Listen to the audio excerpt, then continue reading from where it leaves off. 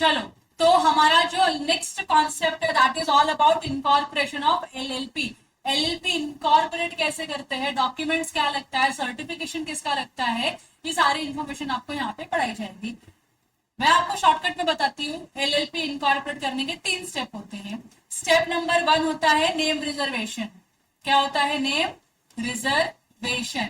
कि आपकी एलएलपी का नाम क्या होगा, पहले उसको रिजर्व करा लो। ठीक है, जब आप नाम रिजर्व करते हो एप्लीकेशन करके आरओसी को, तो वो 3 मंथ्स के लिए क्या होता है? रिजर्व्ड रहता है। क्या रहता है? 3 मंथ्स के लिए रिजर्व्ड रहता है। मतलब मुझे नाम अच्छा लगा तो मैंने बोला आरती पूजा एंड एसोसिएट्स एलएलपी, मस्त नाम है ना, आरती Pooja and associates LLP, ROC ने अप्रूव कर दिया, तो ये नाम मेरे पास रहेंगे फॉर नेक्स्ट 3 मंथ्स, और इस 3 मंथ्स की पीरियड में I have to incorporate LLP. तो सेकेंड जो स्टेप होता है that is filing of form FiLLiP. Form FiLLiP भरना होता है। फॉर्म फिलिप में आरती का इंफॉर्मेशन जाएगा, आरती का नाम क्या है, पैन क्या है, कहाँ रहती है, एड्रेस प्रूफ दे दो।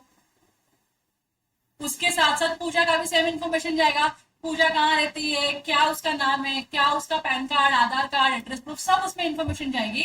आरती पूजा अपना पूरा इंफॉर्मेशन भरेंगे इस फॉर्म में। मैं कितना कैपिटल लेके आने वाली हूँ, पूजा कितना कैपिटल लेके आने वाली हूँ, मेंशन क्या रहेगा उसमें। हम दोनों का रजिस्टर्ड ऑफिस किधर रहेगा वो मेंशन क्या रहेगा उसमें। प्रॉफिट शेयरिंग रेशियो कितना रहेगा वो मेंशन क्या रहेगा उसमें। इतना सब होने के बाद मेरा फॉर्म फिलिप सीए, सीएस या सीए में क्या करेगा? सर्टिफाई करेगा कि आरती की जो इंफॉर्मेशन है, पूजा की जो इंफॉर्मेशन है, सब करेक्ट है, मेरे उसमें कोई डिफिकल्टीज नहीं है, सब एकदम परफेक्ट डॉक्यूमेंट है। जब सीए, सीएस या सीएमएस को सर्टिफाई करेगा तो मेरा फॉर्म फिलिप जो है आरओसी को जाएगा, आरओसी क्या करेगी? इसको वेरीफाई करके अप्रूव कर देगी। जैसे ही आरओसी अप्रूव कर देगी कि हाँ भाई ये सब इंफॉर्मेशन परफेक्ट है, कोई दिक्कत नहीं है, तो आरओसी मुझको देगी COI. COI stands for certificate of incorporation, जिसमें मेरा नाम लिखा, मेरी एलएलपी का नाम लिखा होगा, मेरी एलएलपी का पैन नंबर होगा, टैन नंबर होगा, रजिस्टर्ड ऑफिस एड्रेस होगा और एक्सवाइजेड डॉक्यूमेंट्स हैं। तो सेकंड स्टेप में मेरी एलएलपी होगी इनकॉर्पोरेट। अब थर्ड स्टेप में मुझको करना पड़ेगा फॉर्म 3 फॉर्म 3 में क्या जाता है? एलएलपी का अग्रीमेंट। तो अग्रीमेंट में एलएलपी का नाम, एलएलपी का एड्रेस, एलएलपी का आइडेंटिफिकेशन नंबर, आरती का नाम और डिटेल्स पूरा, पूजा का नाम और डिटेल्स पूरा, profit sharing ratio, rights and duties, obligations, responsibilities, सब कुछ उसमें लिखा होगा, साइन करना पड़ेगा और फॉर्म 3 के साथ इसको क्या करना पड़ेगा? आरओसी को भेजना पड़ेगा। जब ये तीनों स्टेप मैंने कंप्लीट किया ना, तो यहां जाके मेरे एलएलपी का रजिस्ट्रेशन होता है कंप्लीट। क्लियर हो गया? बस यही है। आगे जाके मुझको ऐसा लगता है कि मुझको एलएलपी का नाम चेंज करना है, क्योंकि अभी आरती पूजा ने मिलकर प्रसाद को एज अ पार्टनर इंट्रोड्यूस किया है, तो क्या प्रसाद को जब ऐड करेंगे तो प्रसाद का भी नाम आना चाहिए। तो हमने बोला हाँ प्रसाद का नाम भी तो हमको चाहिए, क्योंकि लगना चाहिए लोगों को पार्टनर है प्रसाद। तो हमने फिर क्या किया? नाम चेंज करने के लिए एप्लीकेशन दिया एलएलपी को, कि पहले जो नाम Aarti Pooja and associates LLP था, अब उसको Aarti Pooja and Prasad and associates LLP करना है। कर सकते हैं? कर सकते हैं। अब ये करने के लिए फिर से मुझे आरओसी का अप्रूवल लेना पड़ेगा, तो फिर क्या करूंगी? पहले नाम अप्रूव करवा के लूंगी कि आरओसी, अभी पहले आरती और पूजा थे, उसमें प्रसाद ऐड करने का है, अब आरती पूजा प्रसाद एसोसिएट्स एलएलपी बनने वाली, तो नाम अप्रूव कर दो। तो आरओसी देखेगी हाँ ठीक लग रहा है उसको, तो आरओसी क्या करेगी? अप्रूव कर देगी। फिर अप्रूव करने के बाद मेरा फिर से अग्रीमेंट चेंज होगा, फिर से मैं क्या करूंगी? अग्रीमेंट चेंज करूंगी। पार्टनर ऐड हुआ तो उसका इंफॉर्मेशन, उसका नाम, उसका एड्रेस, उसका आधार कार्ड, उसका पैन कार्ड, उसका एड्रेस प्रूफ, उसका प्रॉफिट कितना होगा, उसका कैपिटल कितना आएगा, वो सब मेंशन करना पड़ेगा कि नहीं? वो सब मेंशन करना। फिर से मैं एक नया फॉर्म भरूंगी आरओसी को और नया अग्रीमेंट बनाऊंगी और वो आरओसी को दूंगी। समझ में आ रहा है आप लोगों को? So in your LLP if you make a small changes also you have to intimate it to the ROC कि आरओसी पार्टनर ऐड किया, ROC profit sharing ratio change किया, आरओसी नाम चेंज किया, आरओसी एड्रेस चेंज किया हमने हमारा। जो भी आप चेंज करोगे एलएलपी में सब आपको क्या करना पड़ेगा? आरओसी को बताना पड़ेगा। हाँ तक क्लियर है? तो इनकॉर्पोरेशन में, इनकॉर्पोरेशन के जो डॉक्यूमेंट्स है वो क्या है देखो, तो सेक्शन नंबर 11 में लिखा है इनकॉर्पोरेशन डॉक्यूमेंट्स, कि आपको इनकॉर्पोरेट करने के टाइम पे क्या क्या डॉक्यूमेंट लगेगा। तो सबसे पहला क्या बोला है? 2 or more persons associated for carrying on a lawful business with a view to profit shall subscribe their names and an incorporation document. तो एक इनकॉर्पोरेशन डॉक्यूमेंट बोल रही है, तो मतलब वो मैं बता दूं आपको, जो फॉर्म मेरा फिलिप है उसकी बात कर रहे हैं कि फॉर्म फिलिप में आप सारी इन्फॉर्मेशन दो। कौन है वो? दो या दो से ज्यादा लोग जो एक बिजनेस करने वाले हैं, जिसका ऑब्जेक्टिव है प्रॉफिट अर्न करना, उसका क्या दे दो? पूरा का पूरा इन्फॉर्मेशन दे दो। Information incorporation document shall be filed in such a manner with the registrar of the state in which the RO address of the LLP is situated। तो मेरा अगर RO एड्रेस महाराष्ट्र का है तो मैं ROC मुंबई या ROC पुणे को फॉर्म दूंगी। मैं दिल्ली वाली हूँ तो ROC दिल्ली को दूंगी फॉर्म। मैं कर्नाटका वाली तो ROC बैंगलोर को फॉर्म दूंगी। बराबर की नहीं? तो आप कौन से स्टेट में आपका बिजनेस रजिस्टर कर रहे हो, कौन से स्टेट में आप LLP रजिस्टर कर रहे हो, वो स्टेट को आपको क्या देना होगा? पूरा का पूरा फॉर्म देना होगा। फिर इसके साथ क्या बोला है? एक तो प्रिस्क्राइब फॉर्म होगा जो आप देने वाले हो आरओसी को, प्लस इसको एडवोकेट सीए सीएस और सीए में क्या करेगा? इसको अप्रूव करेगा। अप्रूव करेगा, सर्टिफाई करेगा। सर्टिफाई करना मतलब कि अबव इन्फॉर्मेशन क्या है? ट्रू एंड करेक्ट है। और उसके साथ क्या लिखा है? By one of the subscriber, by one who subscribe his name to the incorporation document. अच्छा, सिर्फ सीए में सीएस नहीं करने वाले, उसके साथ जो एक पार्टनर होगा आपका, जो डीपी या पार्टनर कोई भी होगा, वो भी क्या करेगा? सर्टिफाई करेगा कि हाँ ऊपर दिए गए सारे इन्फॉर्मेशन क्या है? करेक्ट है। And that all the requirement of this act and the rules made there under have been complied with. जो भी आपने कंडीशंस डाले सारे हमने कंप्लाई कर दिए हैं in respect of incorporation of the LLP. समझा आपने को? अलग से कुछ डिक्लेरेशन जाता नहीं है, फॉर्म के अंदर डिक्लेरेशन होता है। प्रोफेशनल अपना डीएससी लगाएगा, पार्टनर का डीएससी लगाएगा, खत्म हो गया सर्टिफिकेशन। क्लियर है? अगला क्या बोला है? इनकॉर्पोरेशन डॉक्यूमेंट में क्या क्या जाता है? तो पहला एक फॉर्म जाएगा इनकॉर्पोरेशन का। दूसरा क्या बोला? एलएलपी का नाम जाएगा उसके अंदर आप बिजनेस क्या करने वाले हो वो जाने वाला है। उसके अंदर आपका एड्रेस कहाँ पे होगा आरओसी का वो मेंशन करना है। आपका हर एक इंसान का, हर एक पार्टनर का नेम और एड्रेस जाएगा और उसके साथ प्रूफ जाएगा। हर एक डेजिग्नेटेड पार्टनर का जाएगा, नेम और एड्रेस जाएगा और प्रूफ जाएगा। और other information that is PSR, capital contribution, ये सारे इंफॉर्मेशन जाने वाले। इतना सब इंफॉर्मेशन क्या जाएगा? आपके फॉर्म में जाएगा to incorporate the LLP. Clear है? तो लास्ट में क्या बोला है? अगर जो भी स्टेटमेंट आपने ऊपर दिया है इंफॉर्मेशन, अगर वो गलत है या आपको पता है कि ये सही नहीं है, फिर भी आपने वो इंफॉर्मेशन दिया, तो आपको क्या मिलेगी? पनिशमेंट मिलेगी। पनिशमेंट क्या है? इम्प्रिजनमेंट होगा। मतलब क्या करेंगे? आपको जेल में डाल देंगे। मैक्सिमम कितने साल के लिए?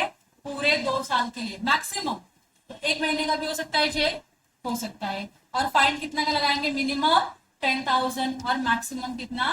5 लाख रुपीज। डोंट वरी, ये प्रोसीजरल एस्पेक्ट है, मोस्टली आपको एग्जाम में नहीं है, लेकिन एक बार पढ़ना पड़ेगा आपको। बहुत ज्यादा डिफिकल्ट है क्या? नहीं। आपको क्या करना है? इनकॉर्पोरेशन डॉक्यूमेंट भरना है और आरओसी को सबमिट करने का है। कौन से आरओसी में सबमिट करोगे? उस आरओसी में जो आरओसी में आपका रजिस्टर्ड ऑफिस एड्रेस है। क्या क्या इन्फॉर्मेशन जाएगा? तो फॉर्म जाएगा, एलएलपी का नाम जाएगा, एलएलपी का प्रपोज बिजनेस, पार्टनर का नाम और एड्रेस, डेजिग्नेटेड पार्टनर का नाम और एड्रेस, बराबर की नहीं, और अदर इन्फॉर्मेशन जो भी रहेगा वो आपको मेंशन करना है और सबमिट करना है उसके साथ। सिर्फ फॉर्म जाता है, फॉर्म के साथ फॉर्म की फीस भी जाएगी, फीस भी पे करना पड़ेगा, तो आपको वो भी पे करना है। अगर आपने गलत इन्फॉर्मेशन दिया या गलत, आपको पता है कि इन्फॉर्मेशन सही नहीं, फिर भी आपको इन्फॉर्मेशन दे रहे हो, तो जो सर्टिफाई कर रहा है वो भी और जो पार्टनर है वो भी, उसको क्या मिलेगी? 2 साल की जेल होगी मैक्सिमम, 10,000 मिनिमम से लेके 5 लाख मैक्सिमम तक का क्या लगेगा? आपको फाइन भी लगेगा। यहाँ तक क्लियर है? जब आप पूरे डॉक्यूमेंट एज पर सेक्शन 11 भेजोगे आरओसी को, तो आरओसी क्या करेगा? उसको वेरीफाई करेगा और विद इन 14 डेज क्या करने वाले? आपको रजिस्टर कर देगा आपके एलएलपी को। अगर सब सही रहेगा तो क्या करेगा? रजिस्टर कर देगा और क्या देगा? आपको सर्टिफिकेट देगा कि आपकी एलएलपी क्या हो चुकी है? इनकॉर्पोरेट हो चुकी है। यहाँ तक क्लियर है? और जो भी वो क्या देगा, जो भी सर्टिफिकेट देगा, उसमें मेंशन किया रहेगा कि सारे, मतलब मेंशन किया मतलब उसने देखा है, वेरीफाई किया, सारे रिक्वायरमेंट है उसके अंदर, तभी तो उसने सर्टिफाई किया, वरना सर्टिफाई नहीं करता। सर्टिफिकेट जो भी इशू होगा वो उसके ऑफिशियल सील के अंडर में इशू होगा, मतलब उसका नाम और उसका साइन दिखेगा वहां पे तुमको, क्या अपनी अथॉरिटी के अंदर उसने क्या किया? आपको सर्टिफिकेट ऑफ इनकॉर्पोरेशन दिया है। और ये क्या बनता है? Conclusive evidence. मतलब ये इतना इंपॉर्टेंट एविडेंस है कि अगर आपके पास सर्टिफिकेट ऑफ इनकॉर्पोरेशन है एलएलपी का, तो हम मानेंगे एलएलपी एग्जिस्ट करती है। नहीं है तो नहीं एग्जिस्ट करती है। सर्टिफिकेट है, यस, तो एलएलपी क्या है? आपकी एग्जिस्ट करती है। इतना इंपॉर्टेंट है। यहां तक क्लियर हो गया? रजिस्टर्ड ऑफिस और चेंजेस देयरिन, क्या आप अपने ऑफिस को चेंज कर सकते हो? आंसर इज यस, चेंज कर सकते हो। चेंज क्यों करोगे? ऑफिस क्यों होता है? ऑफिस इसलिए होता है कि अगर किसी को कोई इंफॉर्मेशन भेजनी है, कोई मेल लेटर लिखना है, तो कहाँ लिखेगा, कहाँ भेजेगा? उसी एड्रेस में भेजेगा। तो वह एड्रेस क्या होना चाहिए? अपडेटेड होना चाहिए। अभी आप लोगों ने भी अलग अलग ऑर्गेनाइजेशन में रजिस्ट्रेशन लेके रखा हुआ है, इंस्टीट्यूट में रजिस्ट्रेशन किया हुआ है, ताकि इंस्टीट्यूशन क्या करेगी, जो भी डॉक्यूमेंट है, रिजल्ट है, आपका जो मैगजीन आता है, सब आपके उसी एड्रेस पे आएगा। अगर आपने अपना एड्रेस चेंज किया, तो पहले आप यहाँ रहते थे, एक जगह पे रहते थे, अब आप वाई जगह पे चले गए हो, तो क्या आपको अपना एड्रेस अपडेट करना पड़ेगा, वरना क्या होगा, इंस्टीट्यूट जो भी डॉक्यूमेंट भेजेगी यहाँ पे जाएगा, क्योंकि इंस्टीट्यूट के पास कौन सा रजिस्टर एड्रेस है, ये वाला है। तो क्या आपको लगता है चेंज करना चाहिए कि नहीं? तो आपको ये चेंज करना पड़ेगा। जब आप चेंज करोगे तो आपको आरओसी को इंटीमेट करना हो कि आरओसी पहले एक्स एड्रेस था मेरा, अब कौन सा एड्रेस हो गया है, वाई एड्रेस हो गया है। ये क्लियर है आपको? देखो, हर एलएलपी का क्या होना चाहिए, रजिस्टर्ड ऑफिस होना चाहिए, ताकि सारे कम्युनिकेशन और नोटिस उसको वहां पे मिल जाए, बराबर की नहीं। दूसरा क्या बोला है, a document may be served on LLP और अ पार्टनर और thereby sending it post a certificate of posting or registered post by any other manner has been prescribed declared by the LLP for the purpose of the form and manner। ठीक है, फालतूगिरी कर रहे हैं यहाँ पे। ये बोलना चाहते हैं कि जो भी आपका एड्रेस होगा, उस एड्रेस पे आपको सारे डॉक्यूमेंट्स मिलेंगे। अगर आपको एड्रेस चेंज करना है, तो जो पार्टनर है, डीपी है, जो भी एड्रेस है, उसको आपको चेंज करना पड़ेगा। अगर पार्टनर की इन्फॉर्मेशन में चेंज हुआ, तो जब मैं एलएलपी बना रही थी तो मेरा एक्स एड्रेस था, अब मेरा एड्रेस वाई हो गया, तो इंटीमेट करना पड़ेगा आरओसी को। यस, इंटीमेट करना पड़ेगा। सो document may be served on LLP, partner और डीपी। तो जो भी डॉक्यूमेंट आएंगे, कहाँ से आएंगे, किसी भी डिपार्टमेंट से आएंगे, इनकम टैक्स डिपार्टमेंट होने दो या मिनिस्टर ऑफ कॉर्पोरेट अफेयर्स होने दो, वो डॉक्यूमेंट कहाँ पर आएंगे, एलएलपी के नाम पे, एलएलपी के एड्रेस पे आएंगे। पार्टनर को भी आ सकते हैं, पार्टनर के एड्रेस पे जाएंगे, और डीपी के लिए रहेगा तो डीपी के एड्रेस पे जाएंगे। तो सबके एड्रेस पे सबको क्या करेंगे, नोटिस और कम्युनिकेशन सब भेजते रहेंगे। वो लोग कैसे भेजेंगे, उनकी जैसी इच्छा हो वैसे भेजेंगे। क्या भेजेंगे, जो डॉक्यूमेंट उनको ठीक लगता है वो भेजेंगे। सर्टिफिकेट भी हो सकता है, डिन अलॉटमेंट लेटर भी हो सकता है, या कोई नोटिस होगा तो नोटिस पे तो वहां पे भेजेंगे ना। इन शॉर्ट, उनको जो भी आपको बताना है, कि इनको आरओसी को या इनकम टैक्स डिपार्टमेंट को, वो आपको उसी एड्रेस पे भेजेंगे जो एड्रेस आपने उनको रजिस्टर किया हुआ है। LLP may change the place of its registered office and file the notice of such change with the registrar in such form or manner as may be prescribed। आप address change करते हो तो आपको क्या करना पड़ेगा, एक पर्टिकुलर फॉर्म होता है, उस फॉर्म में आपको क्या करना है, एड्रेस और जो चेंज एड्रेस है वो लिखना है, और फीस के साथ वो फॉर्म आरओसी को सबमिट करना है। आपकी जिम्मेदारी खत्म हो गई। अब आरओसी की जिम्मेदारी है अपने रजिस्टर ऑफ एलएलपी में आपका एड्रेस चेंज करने का। क्लियर हो गया? क्लियर हो गया। और अगर आप ऐसा नहीं करते हो, कॉन्ट्रावीन करते हो, तो आपको पेनल्टी बैठेगी। कितनी पेनल्टी बैठेगी? एलएलपी और हर पार्टनर को पेनल्टी मिलेगा 500 रुपीज ईच डे। मतलब एक एक दिन का 500-500 रुपए आपसे पेनल्टी के फॉर्म में लेंगे। सिर्फ एलएलपी से, सिर्फ पार्टनर से नहीं, एलएलपी से भी 500 पर डे लेंगे, पार्टनर से भी 500 पर डे लेंगे। तो जितने पार्टनर उतना मल्टीप्लाई बाय 500 कर दो, तो 5 पार्टनर, तो 5 पार्टनर मल्टीप्लाई बाय 500, जितना आता है उतना क्या हो जाएगा आपका पर डे का लेट फी। ये पार्टनर भरेगा और ये एलएलपी भरेगा, क्योंकि एलएलपी के ऊपर भी लाइबिलिटी है। समझा आप लोगों को? मैक्सिमम कितना होगा लेकिन वो 50,000 for the LLP and it's every partner. मतलब 50,000 एलएलपी से मैक्सिमम लेंगे, 50,000 हर एक पार्टनर से मैक्सिमम लेंगे। कम ले सकते हैं चलेगा, लेकिन मैक्सिमम कितना है, 50,000। यहाँ तक क्लियर हो गया? बस एक बार आपकी एलएलपी रजिस्टर हो गई तो क्या उसको बेनिफिट मिलने वाला है, तो suing and being sue, case भी कर सकती है, और उसके ऊपर केस हो सकता है, पता है आप लोगों को। अक्वायर कर सकती है, ओन कर सकती है, होल्ड कर सकती है, डेवलप कर सकती है, डिस्पोज कर सकती है, प्रॉपर्टी कोई भी परचेज कर सकती है कि नहीं, उसको जैसे चाहे वैसे उसको यूज कर सकती है कि नहीं, ट्रांसफर भी कर सकती है, सारे राइट्स आ रहेंगे उसके पास। वो मूवेबल भी हो सकता है, इमूवेबल, टैंजिबल और इंटैंजिबल भी हो सकता है। तो हर टाइप का property acquire, own, hold, develop और डिस्पोज कर सकती है एलएलपी। तीसरा क्या बोला है, कॉमन सेल हो सकता है उसका अपना खुद का, अगर चाहे तो। और लास्ट क्या बोला है, doing and suffering such other act and things body corporates में लॉफुली डू एंड सफर। जितना आपको लॉफुली काम करने की रिक्वायरमेंट है उतना तो आपको करना पड़ेगा। या जो भी आपने कॉन्ट्रावेंशन किया, ये बोला था ये काम करो, आपने वो काम नहीं किया, तो आपको पेनल्टी सफर करनी पड़ेगी कि नहीं? पेनल्टी लगेगी कि नहीं, तो आपको वो लॉस भी बेयर करना पड़ेगा। जो बाकी के बीसी करते हैं वही आपको भी करना है। लॉफुली जो बोला है करना वो करना पड़ेगा, जो बोला है नहीं करना वो नहीं करना है। जो करने बोला था आपने वो नहीं किया तो क्या आपको पनिश किया जाएगा? जो नहीं करने बोला था आपने वो कर दिया, फिर क्या आपको पनिश किया जाएगा? यस। तो पनिश कर, लॉफुली एक्टिविटी आपको करनी था, आपने नहीं किया, आपको उसकी पनिशमेंट मिलेगी, तो आपको सफर भी करना पड़ेगा, उसका कोई चॉइस आपके पास नहीं है। ये क्लियर हो गया? बस इतना ही। एलएलपी का जो नाम है कैसा होगा, सेक्शन नंबर 15 बताता है। तो नाम में या तो लिमिटेड लाइबिलिटी पार्टनरशिप लिखो या एलएलपी लिखो, चल जाएगा। तो I cannot have a name PN Rajan associates as the LLP, क्योंकि उसके नाम में एलएलपी है क्या? नहीं है, तो उसके नाम में एलएलपी होना जरूरी है। Friends and families LLP, LLP होना जरूरी है, बाकी तुमको जो रखने नाम में रखो, लेकिन एलएलपी होना जरूरी है। दूसरा क्या बोला, अगर आपका नाम ऐसा है जो सेंट्रल गवर्नमेंट को लगता है अनडिजायरेबल, तो आपको नाम देगा क्या? अगर आपके नाम में कुछ वल्गर वर्ड्स है तो आपको नाम नहीं मिलेंगे। आपके नाम में कुछ ऐसे वर्ड्स है जिससे लगता है कि गवर्नमेंट की एंटिटी है, तो भी आपको वो नाम नहीं मिलेगा। या फिर ऐसा भी हो सकता है कि जो नाम आप लेना चाहते हो, जैसे आप लेना चाहते हो XYZ LLP, YZX LLP करके एक LLP है, आपको नाम नहीं मिलेगा। समझा आप लोगों को? या फिर ऐसी LLP है XYA, तो भी आपको मोस्टली ये नाम नहीं मिलेगा, क्योंकि आपके नाम क्या है, सिमिलर नाम है। समझ रहे आप लोगों को?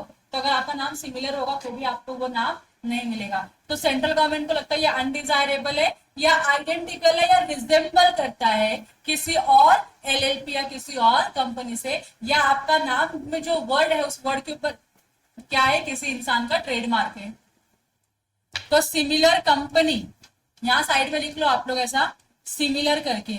अगर सिमिलर होगा किसी कंपनी के नाम से, एलएलपी के नाम से या ट्रेडमार्क से, तो आपको वो नाम नहीं मिलेगा। तो if you want to have a PN Raj and associates LLP, आपको नहीं मिलेगा, क्योंकि PN Raj and associates LLP already exist करता है। तो पीएन राज एन उसमें लगा दिया तुमने, तो इसके बेसिस पे आपको वो नाम नहीं मिलेगा। समझ में आ गया? फिर उसके बाद सेक्शन 60 में ना नेम रिजर्व करना पड़ेगा। तो मैंने आपको बता दिया था नेम रिजर्व करने के लिए, एक फॉर्म भरना होता है। फॉर्म आपको याद करने की जरूरत नहीं है। तो उन्होंने बोला आप अप्लाई कर दो, आप कोई भी नाम अप्लाई कर सकते हो। किसको अप्लाई करोगे? रजिस्ट्रार को करोगे। क्यों करोगे? ताकि वो नाम क्या करे, आपके लिए रिजर्व कर सके।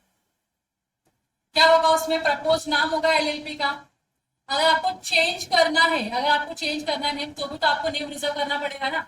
मैंने आपको दोनों सिनेरियो बताया। आरती पूजा प्रसाद को ऐड करना है तो क्या करना पड़ेगा? नेम अप्लाई करना पड़ेगा। आरती पूजा एसोसिएट इनकॉर्पोरेट करना है तो नेम अप्लाई करना पड़ेगा। तो इन दोनों सिनेरियो में आपको नेम रिजर्व करवाना होता है। सबसे पहली बात, पेमेंट कितना रहता है? तो पेमेंट 200 रुपया रहता है, ज्यादा पेमेंट नहीं होता है। और उन्होंने क्या बोला, जब आपका जो भी नाम रिजर्व हो जाएगा वो कितने महीने के लिए रिजर्व रहेगा आपके पास? 3 महीने के लिए। दैट मीन्स 3 महीने के अंदर अंदर आपको क्या करना है? एलएलपी को इनकॉर्पोरेट करना है। यहाँ तक क्लियर हो गया? यहाँ तो क्लियर हो। उसके आगे अगर आपको नाम चेंज करना, तो सेक्शन नंबर 17 बताता है नाम चेंज करने के लिए आपको 15 और 16 को मद्देनजर रखते हुए क्या करना पड़ेगा? सेक्शन 17 को फॉलो करना है। क्या बोला? Not with standing anything contained in section 15 and 16 if through inadvertence or otherwise LLP on its first name registration or its registration by a new body corporate, its registered name is registered by a name which is identical with or too nearly resembles to that any other name of the LLP or the company, or registered trademark of a proprietor is likely to be mistaken, then the application respectively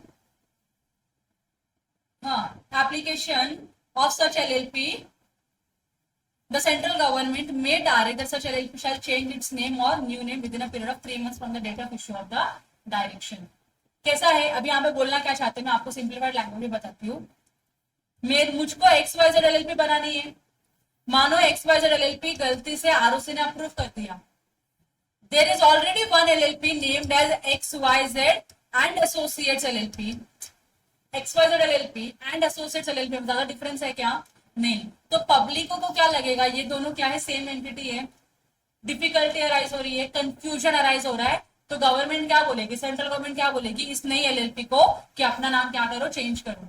change करने के लिए कितना time period दे रही, तो 3 महीने का time, 3 महीने का टाइम दे रहे, अपना नाम चेंज कर लो। यहाँ पे क्लियर है आप लोगों को, ये इस पूरे सेक्शन में लिखा हुआ है।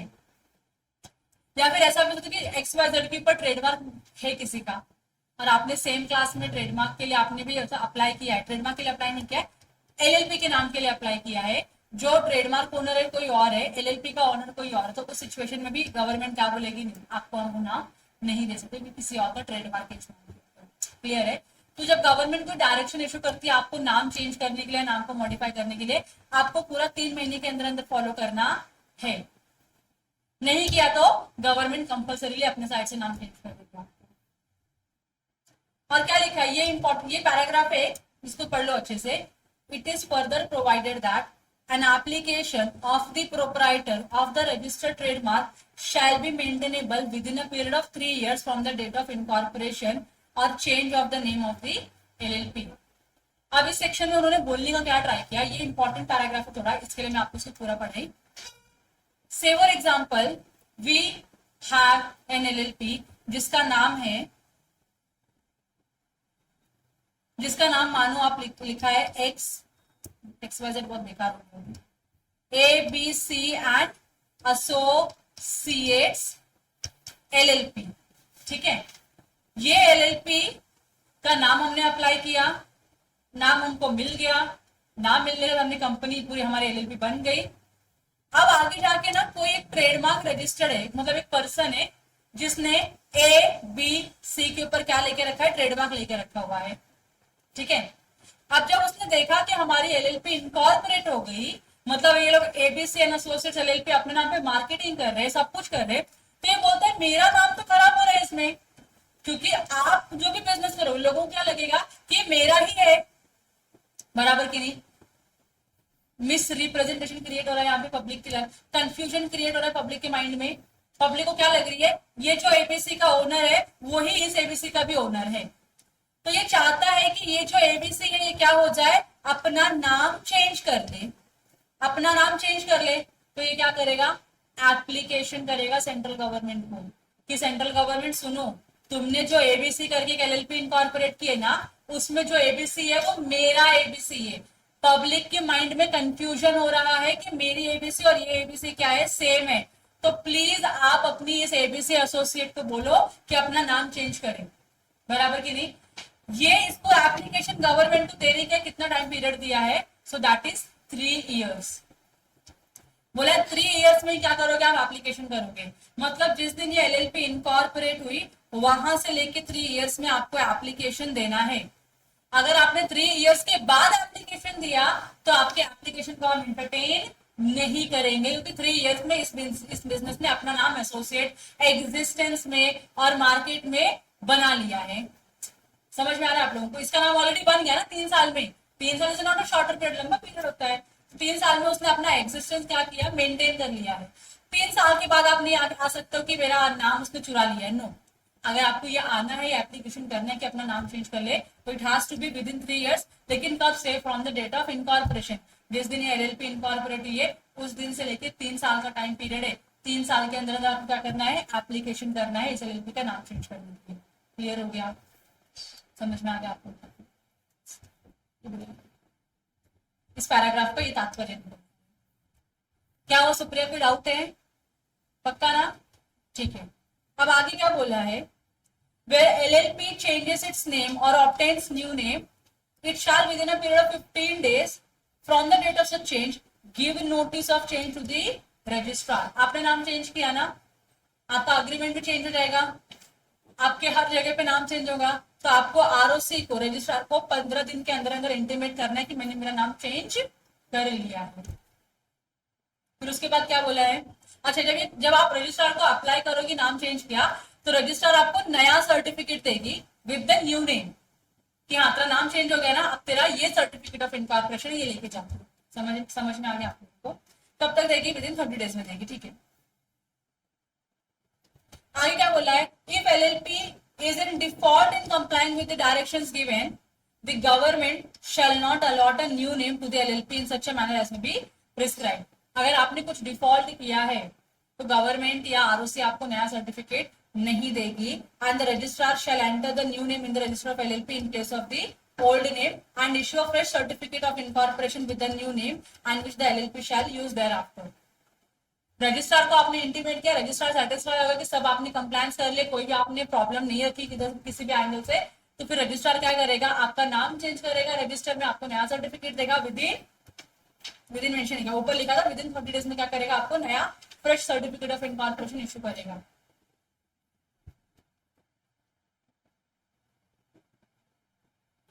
ये जो लाइन लिखा है सेंट्रल गवर्नमेंट वाला, गवर्नमेंट ने आपको डायरेक्शन दिया था कि 3 महीने के अंदर आप चेंज कर दो अपना नाम. नहीं चेंज किया ना तो खुद से क्या करेगी, आपको नया नाम अलॉट कर देगी. बोले तुमने नहीं किया ना, मैंने तुमको ऑर्डर दिया, तुमने फॉलो नहीं किया, अब वो मैं खुद करके दिखाऊंगा तुमको चेंज, कि देखो कैसे नाम चेंज होगा. और गवर्नमेंट को जो ठीक लगेगा वो नाम आपका रख देगी. बाद में जाकर ऑब्जेक्शन नहीं लेगा, मेरा नाम क्यों चेंज किया, जब बोला था चेंज करने के लिए वॉलंटरी तब क्यों नहीं किया तुमने, तुम्हारी गलती है. समझ में आ रहा है आप लोगों को, तो आप गवर्नमेंट को ऑब्जेक्ट नहीं कर सकते. ओके, फिर यहाँ पे लास्ट में क्या लिखा है, nothing contained in this subsection shall prevent LLP from subsequently changing its name in accordance with the provision of section 16. मतलब आपकी जब जब इच्छा होगी तब तक आप सेक्शन नंबर 16 के हिसाब से अपनी एलएलपी का नाम चेंज कर सकते हो, आपको कोई रोकेगा नहीं नाम चेंज करने. क्लियर हो गया. तो यहाँ तक जो है आपका पूरा सिलेबस होता है समझ. अब जो खाली बात है यहाँ पे वो है डिस्टिंक्शन वाली. डिस्टिंक्शन वाली आपको पहले से ही पता है, एलएलपी वर्सेस कंपनी. तो यहाँ तक अगर आपको क्लियर है तो मैं आपको डिस्टिंक्शन पढ़ा. क्लियर है. ये सारे जो प्रोसीजरल एस्पेक्ट पढ़े वहां से क्वेश्चन बहुत ही कम आता है, तो डोंट वरी अबाउट इट. एक बार रीड कर लेना, that will be enough for you. ठीक है. देखो एलएलपी को एलएलपी एक्ट गवर्न करता है. लिमिटेड लाइबिलिटी कंपनी जब वर्ड आएगी तो you are not suppose to get confuse कि what is limited liability. It is company only. ठीक है. सो कंपनीज को कंपनीज एक्ट गवर्न करता है. यहाँ पे जो पर्सन क्या करते हैं, कंट्रीब्यूट करते हैं एलएलपी में, उसको हम पार्टनर बोलते हैं. और यहाँ पे जो कंपनी के शेयर्स में इन्वेस्ट करते हैं उसको हम क्या बोलते हैं, मेंबर्स बोलते हैं. क्लियर है. एलएलपी को गवर्न करने के लिए क्या होता है, अग्रीमेंट होता है. कंपनी को गवर्न करने के लिए कंपनी का क्या होता है, company is regulated by the statute, that is अपना MOA and AOA, that is जो कंपनी के अंडर में फॉलो होता है. कंपनीज एक्ट जो बोलती है इसके हिसाब से आप रेगुलेट किए जाओगे, तो आपको यही फॉलो करना है और कुछ फॉलो नहीं करना है. नेम में एलएलपी होता है. एलएलपी के कंपनी के नाम में अगर पब्लिक होगी तो पब्लिक कंपनी लिमिटेड, या लिमिटेड कंपनी होगा, प्राइवेट होगा तो प्राइवेट लिमिटेड लिया जाएगा नाम. क्लियर है. यहाँ पे मिनिमम 2 मैक्सिमम कोई लिमिट नहीं है. प्राइवेट में मिनिमम 2 मैक्सिमम 200 होते हैं, पब्लिक में मिनिमम 7 और मैक्सिमम कोई लिमिट नहीं होता है. लाइबिलिटी पार्टनर्स की क्या होती है, लिमिटेड होती है. कितनी लिमिटेड होती है, जितना उनका कैपिटल कॉन्ट्रीब्यूशन उतना ही है. और कंपनी में मेंबर्स की लाइबिलिटी क्या होती है, लिमिटेड होती है. कितना, लेकिन जितना अनपेड अमाउंट है ऑन द शेयर्स. क्लियर है आप लोगों को. मैनेजमेंट यहाँ पे कौन करता है, डीपी करता है. और यहाँ पे कौन करता है, बोर्ड ऑफ डायरेक्टर्स करते हैं. मिनिमम 2 डीपी होने चाहिए. प्राइवेट कंपनी की तो मिनिमम 2 डायरेक्टर, पब्लिक कंपनी की तो मिनिमम 3 डायरेक्टर होते हैं. इतना क्लियर है. So this is all your distinction between LLP versus company. Simple है, लिख पाओगे डिस्टिंक्शन. बेसिक के पॉइंट्स लिखे हुए आप लोग लिख लो जाए आपसे. फिर आता है एलएलपी वर्सेस पार्टनरशिप फर्म में. एलएलपी को एलएलपी एक्ट रेगुलेट करता है, पार्टनरशिप को पार्टनरशिप एक्ट रेगुलेट करता है. बहुत सिंपल है. एलएलपी एक बॉडी कॉर्पोरेट है, पार्टनरशिप बॉडी कॉर्पोरेट नहीं है. एलएलपी सेपरेट लीगल एंटिटी है, इसके अपने मेंबर नहीं, यहाँ पे पार्टनर से. और यहाँ पे जो है, यहाँ पे कोई सेपरेट लीगल एंटिटी नहीं होता है पार्टनरशिप फर्म में. क्लियर है आप लोगों को. मिल रहा है आपको मॉड्यूल में सारे पॉइंट्स, मॉड्यूल से उठाया हुआ मिलने से ना आप लोगों को. फिर क्रिएशन. आपका एलएलपी तब तक एलएलपी के एग्जिस्टेंस में नहीं आएगा जब तक वो रजिस्टर्ड ना हो जाए. तो इसका रजिस्ट्रेशन कंपलसरी है. और रजिस्ट्रेशन कहाँ पे होता है, एलएलपी एक्ट में होता है. इसमें कोई क्रिएशन एज सच होता नहीं, रजिस्ट्रेशन तो लेना नहीं होता है. तो आपका खाली क्या होता है, यहाँ पे अग्रीमेंट ही होता है. जिस दिन आपने अग्रीमेंट बनाया आपका एलएलपी एग्जिस्टेंस में आ गया, पार्टनरशिप एग्जिस्टेंस में आ गया. रजिस्ट्रेशन इसको मैंडेटरी है, इसको वॉलंटरीली है. क्या वॉलंटरीली ले सकते हो रजिस्ट्रेशन. फिर यहाँ पे परपेचुअल सक्सेशन. पार्टनर मर गया, पागल हो गया, रिटायर हो गया, इंसॉल्वेंट हो गया, एलएलपी क्या रहेगी, एग्जिस्टेंस में कंटिन्यू रहेगी. यहाँ पे पार्टनर का मरना, पागल होना, रिटायरमेंट होना या इंसॉल्वेंट होना से अफेक्ट होता है उसका एग्जिस्टेंस, मतलब वो एग्जिस्टेंस भी क्या हो जाएगा, पार्टनरशिप फर्म का वहीं पे समाप्त हो जाएगा. क्लियर है. नेम. एलएलपी में एलएलपी के नाम में एलएलपी होता है, पार्टनरशिप फर्म के नाम में ऐसा कोई रिक्वायरमेंट नहीं, तुमको जो अच्छा लगे तुम वो नाम रखो, कोई रोक टोक नहीं करने वाला है। लाइबिलिटी जो होती है पार्टनर की क्या होती है, लिमिटेड होती है, limited to the extent of contribution only. यहाँ पे पार्टनर्स की लाइबिलिटी अनलिमिटेड होती है, इससे सबसे बड़ा डिसएडवांटेज है पार्टनरशिप फर्म का। म्यूचुअल एजेंसी, एक पार्टनर दूसरे पार्टनर को बाइंड नहीं कर सकता, एक पार्टनर सिर्फ एलएलपी को ही बाइंड कर सकता है। एलएलपी के सिचुएशन में यहाँ पे एक पार्टनर दूसरे पार्टनर को as well as firm, so दोनों को ही बाइंड करता है, क्योंकि partner is equal to principal as well as agent. यहाँ पे partner is only agent, agent of LLP, not the other partner. यहाँ तक क्लियर है आप लोगों को? थोड़ा फास्ट जा रहा है लेकिन समझ में आ रहा है आप लोगों को, ग्रेट। डीपी, यहाँ पे मिनिमम 2 डीपी बोला है रखने के लिए कि 2 डीपी तो मिनिमम होना चाहिए जो आपके एलएलपी के ऑपरेशन को मैनेज करेंगे, जिसमें का एक क्या होना चाहिए, रेसिडेंट इन इंडिया होना चाहिए। How do we define resident in India, अब भी पढ़ा था हम लोगों ने, 120 डेज होना चाहिए कहाँ पे, इंडिया में, प्रीसीडिंग प्रीवियस ईयर। यहाँ पे ऐसा कोई प्रोविजन है क्या डीपी का? नहीं है। कॉमन सील, ये कॉमन सील चार्ज तो रख सकते हैं कि नहीं रख सकते? यहाँ पे कोई कॉन्सेप्ट ही नहीं है कॉमन सील का। समझ में आ रहा है? कितना बेसिक है। अगर आपको एलएलपी के कैरेक्टरिस्टिक्स याद आएंगे, आपको वो एक जगह लिखना है और उसके अपोजिट में पार्टनरशिप और कंपनी को चिपका देना है। सिंपल है कि नहीं है? लीगल कंप्लायंस, क्या एलएलपी को लीगल कंप्लायंस करने पड़ते हैं? तो आंसर इज यस। और कौन करता है legal compliance? Designated partner, DP ही करता है। नहीं क्या तो उनको क्या मिलने वाली, बहुत सारी पेनल्टीज लगने वाली है। यहाँ पे सारे के सारे पार्टनर क्या होते हैं, रिस्पॉन्सिबल होते हैं कंप्लायंस करने के लिए। और यहाँ पे मैक्सिमम कितना कंप्लायंस होता है? ओनली इनकम टैक्स का। समझ में आ रहा है आप लोगों को? मैंडेटरी वाला कंप्लायंस है। एनुअल फाइलिंग होती है यहाँ पे, यस यहाँ पे एनुअल फाइलिंग होती है, एनुअल रिटर्न आता है एलएलपी का। यहाँ पे ऐसा कोई रिक्वायरमेंट नहीं है एनुअल फाइलिंग एनुअल रिटर्न का। तो यहाँ पे statement of accounts and statement of solvency जाता है। ये statement of accounts and statement of solvency मतलब यहाँ पे जाता है आपका बैलेंस शीट का डिटेल्स। यहाँ पे जाता है आपका एनुअल रिटर्न में पार्टनर्स के कैपिटल का डिटेल्स। That's all. समझ रहे हैं आप लोगों को मैं क्या बताने का ट्राई कर रही हूँ? मैं फॉर्म नंबर जानबूझ के स्पेसिफाई नहीं करूँ वरना आप बहुत कंफ्यूज अगर गलत करके आ जाओगे। Foreign LLP, foreign nationals can become a partner in the LLP, बराबर की नहीं? फॉरेन पर्सन एलएलपी का पार्टनर हो सकता है, foreign nationals can not become partner in the partnership form. इसका ये मतलब है पार्टनरशिप फॉर्म में खाली इंडियन पार्टनर हो सकते हैं, फॉरेन पार्टनर नहीं हो सकते। और लास्ट में माइनर को आप एलएलपी में एडमिट कर ही नहीं सकते हो। Minor is not at all allowed, क्योंकि एलएलपी बनाते तो आप यहाँ पे कॉन्ट्रैक्ट करते हो, कॉन्ट्रैक्ट बिटवीन द पार्टनर्स। यहाँ पे माइनर को अलाउड है ही नहीं। यहाँ पे आप माइनर को पार्टनरशिप फॉर्म के बेनिफिट के लिए एडमिट कर सकते हो, subject to the approval of all the existing partners. यहाँ तक क्लियर है? तो ये क्या हो गया आपका LLP versus partnership. Now you tell me if you have any doubt in this. इसमें तो होना नहीं चाहिए क्योंकि ये तो बहुत सारी चीजें पड़ी हुई है आपकी, खाली डिस्टिंग्विश में आपने देख लिया इसको। यहां तक में कोई डाउट है आप लोगों को? No doubt at all? Okay, so आज का लेक्चर यही होता है समाप्त with respect to limited liability partnership. कल के लेक्चर में विनायक से बात करके I take for minimum 5 hours का लेक्चर। 5 आवर्स में will finish your negotiable instrument act. Clear है यहाँ तक? Okay, thank you so much.